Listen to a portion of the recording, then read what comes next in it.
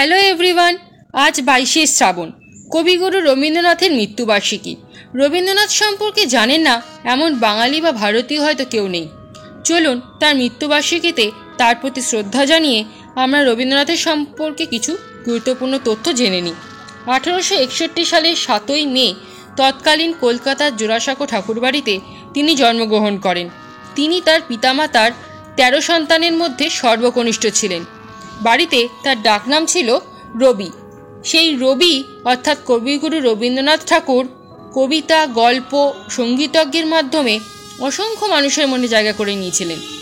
বাংলা সাহিত্যে তার অসীম অবদানের জন্য তাকে কবিগুরু ও বিশ্বকবি বলেও অভিহিত করা হতো। এছাড়া তিনি মাত্র 8 বছর বয়সে কবিতা লিখতে শুরু করেন। এছাড়া তিনি 16 বছর বয়সে ভানুসিংহ সূর্যসিংহ ছদ্মনামে তার প্রথম কবিতার বই পদাবলী প্রকাশ করেন। এছাড়া তিনি বহুমুখী প্রতিভার অধিকারী ছিলেন। আমরা অনেকেই জানি যে জাতীয় সঙ্গীত জনগণমন রবীন্দ্রনাথ ঠাকুরের লেখা। এছাড়াও বাংলাদেশের জাতীয় সঙ্গীত আমার সোনার বাংলা আমি তোমায় ভালোবাসি, এটিও রবীন্দ্রনাথ ঠাকুরেরই লেখা। এছাড়াও তিনি শ্রীলঙ্কার জাতীয় সঙ্গীত শ্রীলঙ্কা মাথার পেছনে অনুপ্রেরণা বলেও বিশ্বাস করা হয়। রবীন্দ্রনাথ ঠাকুর সাহিত্যে তার অসাধারণ অবদানের জন্য 1913 সালে প্রথম বাঙালি তথা প্রথম ভারতীয় হিসেবে গীতাঞ্জলি নামক কাব্যের জন্য নোবেল পুরস্কার লাভ করেন। এছাড়া তিনি 1915 সালে ইংল্যান্ডের রাজা কর্তৃক নাইটহুড সম্মানে ভূষিত হন।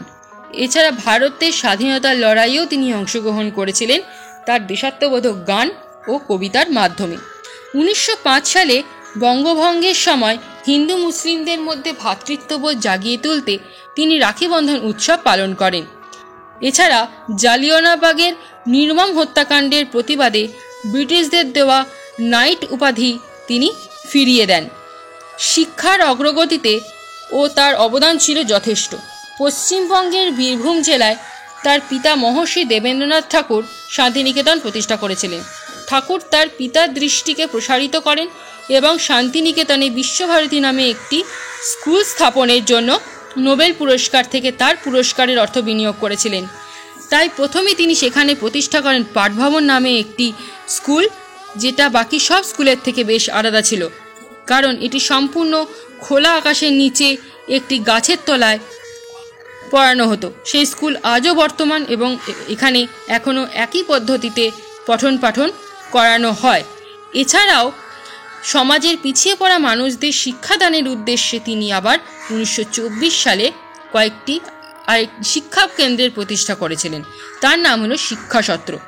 তিনি এই প্রতিষ্ঠান মাত্র 7 জন শিক্ষার্থীকে নিয়ে শুরু করেছিলেন। 14 জুলাই 1930 তারিখে ঠাকুর তার বাড়িতে আলবার্ট আইনস্টাইনের সাথে দেখা করেছিলেন। এটি সেই সময় সারা বিশ্বে সবচেয়ে আলোচিত বক্তৃতা এবং বিতর্কিতগুলোর মধ্যে একটি ছিল।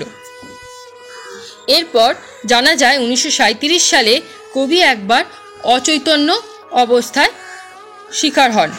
যদিও তিনি সেই সময় সুস্থ হয়ে উঠেছিলেন, কিন্তু 1940 সালে আবার গুরুতরভাবে অসুস্থ হয়ে পড়েন।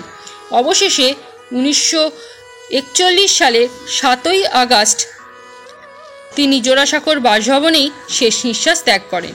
তার জীবনাভিসান বড় এক ক্ষতি করে যায় বাংলা সাহিত্যে, কিন্তু তাকে আমরা সব সময় মনে রাখব তার সৃষ্টিতে।